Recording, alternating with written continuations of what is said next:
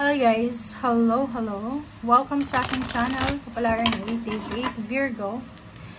Virgo, alamin natin kung anong messages, vibration, gabay energy para sa lahat. Full moon reading para sa lahat, Virgo. So I hope na makuha mo yung energy. Okay. First card natin is Passion. Passion. Ooh. Virgo, kailangan mo daw na gawin kung ano yung nagbibigay ng excitement sa'yo. Get fired up about your life. Increase your energy level. Okay, gross. Okay. So, dito sinasabi sa'yo, Virgo, na gawin mo daw kung ano yung nagbibigay ng confidence, excitement sa'yo.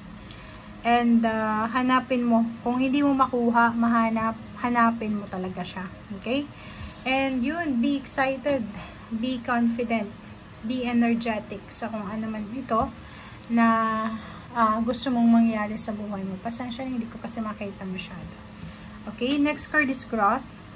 If you need someone na makakatulong sa'yo, like halimbawa, medyo wala kang interest ngayon sa isang bagay, sa isang field, sa isang gusto mo na dati gusto mo pero ngayon hindi na, maghanap ka ng tao na pwedeng makatulong sa'yo, na magbibigay sa'yo ng guidance, magiging mentor mo, i-guide ka sa every steps mo. And yun, sinasabi na take baby steps as you grow. So, hindi ka dapat nagmamadali. And be willing to learn from others.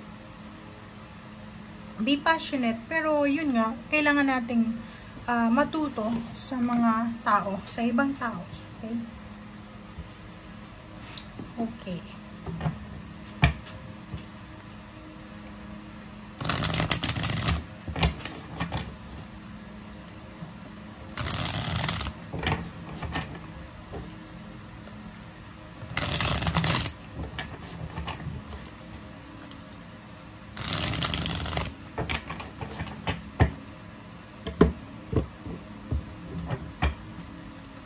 Okay, Virgo.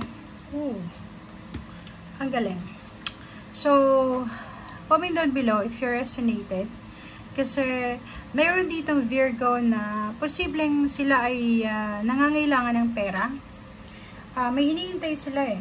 It's a financial gain or financial wealth. Trinabaho na nila to, but hindi nila makuha-kuha. So, until now, parang nasa restrictions, imprisonment, or parang nasa stagnation pa rin sila. So, nakikita ko sir dito, mayroong mga Virgo na medyo nawawalan sila ng passion. Hindi sila masyadong excited. Kasi, siguro hindi na sila excited kasi ang tagal na eh. Diba? But, kung makikita mo dito, sinasabi na be patient. Okay? Be patient kasi darating yan.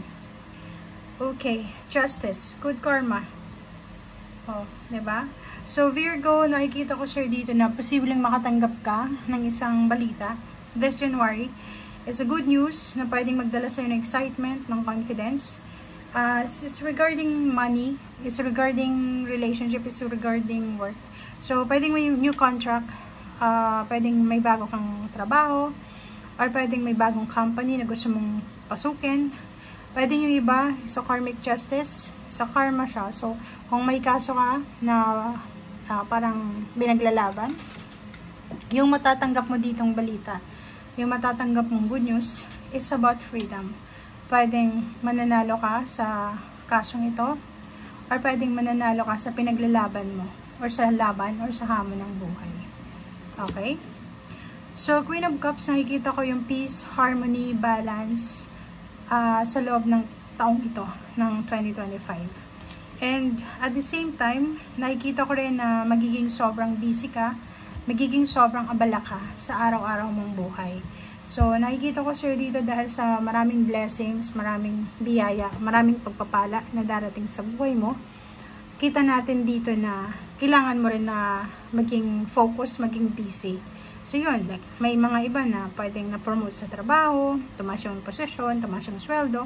Siyempre, madadagdagan din yung mga work nila or yung obligations and duties nila. So, nakikita ko yan sa'yo. Okay. So, yun, balance eh. Kailangan mo daw ng balance Virgo. So, as much as possible, kailangan maging balanse para hindi ka masaktan. Diba? Dapat may oras ka sa asawa mo, sa boyfriend, girlfriend, sa magulang. May oras ka sa trabaho. Yung balanse lang. May oras ka din para sa sarili mo para makapag-relax. Para meron kang me time. Okay? Knight of Pentacles. And then Page of Swords. So, nakikita ko na isang balita ang posibleng papasok sa buhay mo. And yung balitang ito ay pwede mong pagkakitaan. Okay? So, pwedeng may isang tao na magsasabi sa'yo, alam mo Virgo, pwede tayong mag-business, ganyan, tara, mag-business tayo. Alam mo Virgo, pwede tayong mag-ibang bansa, tara, punta tayo ng ibang bansa, trabaho tayo doon, ganyan, ganito. So, comment down below if you resonated. Okay, Zero the Fool. So, kung may pagkakataon kayo Virgo na makapagsimula, makapag-explore sa buhay, trust your intuition, trust God, trust yourself, diba? Sa sarili natin yun eh. Gusto mong mag-ibang bansa, bakit hindi mo subukan? Gusto mong lumipat ng ibang company, ng ibang job, ng ibang lugar. Diba? Subukan yung lahat ng dapat subukan. Ikaw ang nandito sa mundong ito, ikaw yung magdedesisyon, wala sa ibang tao. So kung ano yung nasa puso mo, ano yung nasa isip mo, go lang ng go. Keep going. Okay. Nakikita ko sir dito na 7 of Wands. Napaka-positive mo. Napaka-positive. And at the same time, napaka-strong ng personality mo. Siguro yung iba, nakikita nila na medyo matatakotin ka. Yung iba, nakikita nila medyo weak ka. Pero, hindi yun yung totoo eh.